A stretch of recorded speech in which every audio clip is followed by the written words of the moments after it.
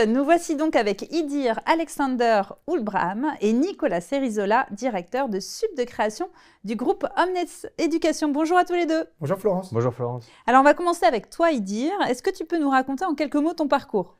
Bonjour Florence. Donc moi je suis tout simplement un jeune passionné de littérature, de jeux vidéo, d'animation depuis ma tendre jeunesse. À 12 ans, je participe à la création d'une communauté Final Fantasy Dream, donc qui est une communauté francophone sur la série Final Fantasy.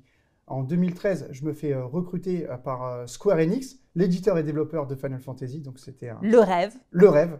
Et donc du coup, c'est à la suite en fait d'études tournées d'abord plus sur la vente, ensuite sur l'édition, la création de jeux vidéo.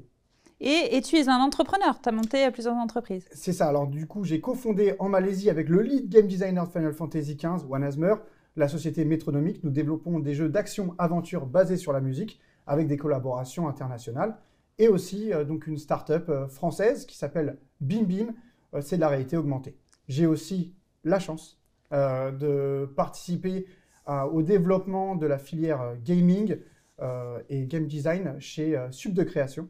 Donc, on a l'ouverture d'un master cette année. Il y a un lien direct avec l'école. On va plonger directement dans le métier de game designer. C'est quoi finalement ce métier de game designer et c'est quoi le quotidien d'un game designer? Un game designer, c'est avant tout une personne qui travaille au sein d'une équipe.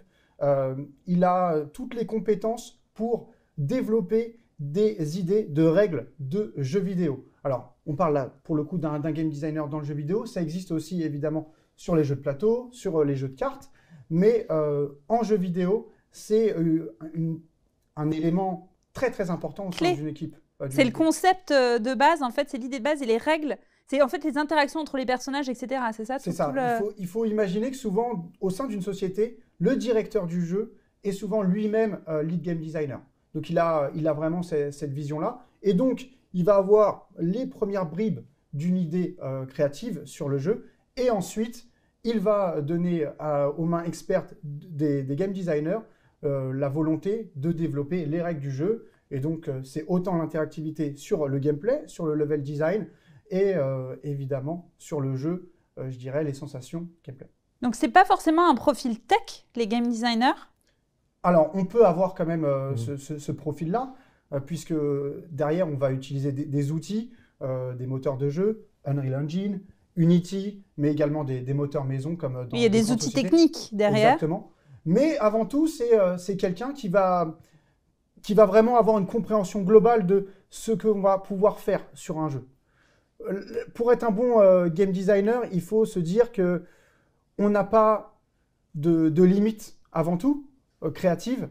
Et c'est ensuite avec le moteur qu'on va trouver les solutions pour réussir à réaliser le rêve du game designer de départ. Florent, je pense que tu auras pu être un très très bon game designer. Je t'écoute en tout cas, je t'écoute. C'est quoi les qualités nécessaires justement en complément de ça pour être un bon game designer?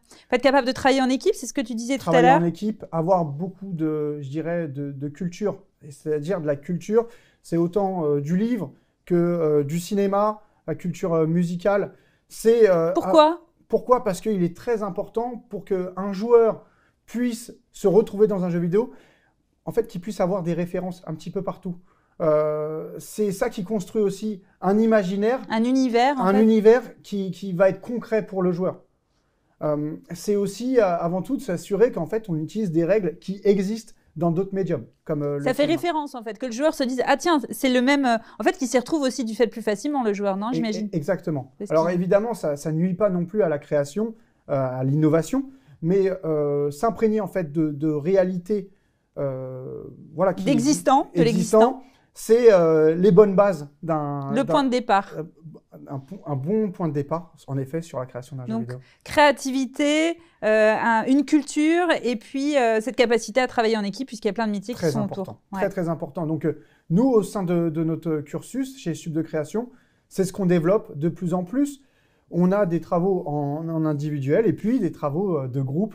Et c'est des travaux annuels. Essentiel. Ouais. Allez, pour terminer, est-ce que tu aurais un métier à nous faire découvrir qu'on ne connaît pas? Alors peut-être le travail en fait de lead narrative ou de directeur artistique. Le directeur artistique, c'est une personne qui peut être en charge autant des visuels que de la bande sonore, de l'audio. c'est une personne qui va pouvoir aussi travailler sur la localisation. Donc c'est très très intéressant. On a par exemple un grand créateur, Tetsuya Nomura, chez Final Fantasy et Kingdom Hearts. Il ne comprend pas le français, mais il va participer à la localisation française des jeux pour s'assurer que les personnages qui vont doubler les personnages qu'il a créés sont dans la même thématique. Génial. Merci beaucoup, Idir. C'était hyper intéressant. On va passer à Nicolas. Alors, Nicolas, donc, tu es le directeur de Sub de création. Est-ce que tu peux nous présenter l'école en quelques mots? Alors, Sub de création, c'est l'école des Creative Makers. Nous avons 4 filières au sein de l'école. La filière historique, c'est la filière publicitaire, création publicitaire, parce que nous sommes une école qui à la fois conjugue la création et la réalisation de l'idée. Donc on part de brief, on ne forme pas des artistes, on forme des designers dans chacun des registres liés à ces filières. Donc je parlais effectivement de la filière advertising, c'est notre première filière, elle est historique parce qu'en 1988, on travaillait sur la création publicitaire avec la formation des concepteurs, rédacteurs et des DA. On a la filière motion et animation. Donc là, c'est une filière qui vraiment se concentre sur l'animation 2D, 3D en motion design. On a également la filière game making avec Idir évidemment et ses étudiants. Et puis enfin, on a la filière filmmaking, qui est une filière qui prend beaucoup de puissance au cœur de l'école, puisqu'on intègre évidemment la dimension de contenu qui est hyper importante. On réalise des films et on travaille avec de très gros partenaires, comme la Croix-Rouge, UNICEF, des agences de publicité, etc., etc. Je te propose qu'on revienne sur le métier de game designer. Oui. Toi, tu connais bien l'univers de l'enseignement supérieur au sens large aussi. Selon toi, de manière générale, c'est quoi les différents parcours qui peuvent mener à ce type de métier? Alors, c'est vrai que quand on parle de jeux vidéo, on a une aspérité immédiate pour la création de personnages, la création d'univers. Donc, c'est vrai qu'on est tout de suite porté plutôt vers la dimension graphique, vers le dessin, vers la dimension, je dirais, très storytelling de ce qu'est un univers de jeux vidéo. Ce qu'on nommait, effectivement, c'est la qualité du scénario. C'est-à-dire que la qualité d'écriture, les dialogues, par exemple, la capacité aussi de créer un naming qui soit puissant aussi pour le jeu. Final Fantasy, ça donne quand même envie de vouloir y jouer. Un naming, c'est un vocabulaire, Oui, un titre, un nom, un univers de mots. Il y a la création de noms de personnages, etc. Tout ça, ce sont des éléments qui sont extrêmement valorisés quand on parle d'un jeu vidéo. Par exemple, quand vous parlez de Batman, tout le monde a envie de jouer avec Batman. Mais par contre, derrière, il y a plein de métiers qu'on ne connaît pas, des métiers qui sont souterrains, qui sont hyper importants, comme vient de le préciser et y dire. Donc, l'objectif d'une école comme la nôtre, c'est de permettre à des étudiants qui ont cette aspérité graphique de basculer vers des registres de métiers aussi techniques. Et côté Omnes Éducation, qu'est-ce qu'il y a exactement comme type de formation qui sont proposées, de parcours qui sont proposés? Alors, nous, à Sub de création, au sein du groupe Omnes, nous proposons effectivement un programme tourné autour du game design. Et puis, au-delà de ce parcours, on a des options qui sont proposées aux étudiants, soit en narrative designer, donc cette notion d'écriture et de scénario, et puis également la notion de visual artist, c'est-à-dire des étudiants qui vont vraiment s'occuper de l'aspect visuel du jeu.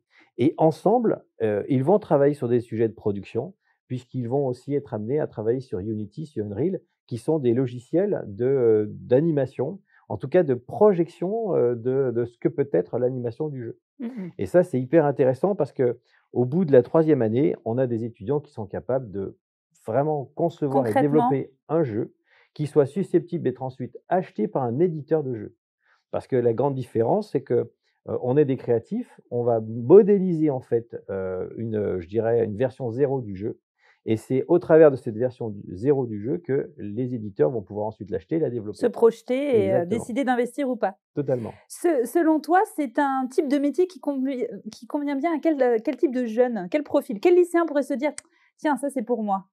Alors bien souvent, ce qu'on s'aperçoit quand on recrute des étudiants post-bac, c'est qu'effectivement, ils ont une maturité un petit peu différente par rapport aux autres filières, dans le sens où ils sont complètement habités par il y a une passion. Une passion exacerbée pour, évidemment, cette discipline. C'est mieux. Alors ça, c'est formidable parce que ce qu'on attend d'un bon gamer, c'est qu'il puisse tester le jeu. Plus on a des étudiants qui testent les jeux. Qui ont les références, dont parlait Idir tout à l'heure, oui, la culture. La culture, mais tester les jeux, ça veut dire aussi se confronter à la limite du jeu tel qu'il a été développé. Et on a des étudiants, voilà, c'est ça, on a des étudiants qui développent ce sens critique et qui vont leur permettre d'être beaucoup plus créatifs. Donc ça, c'est très bien.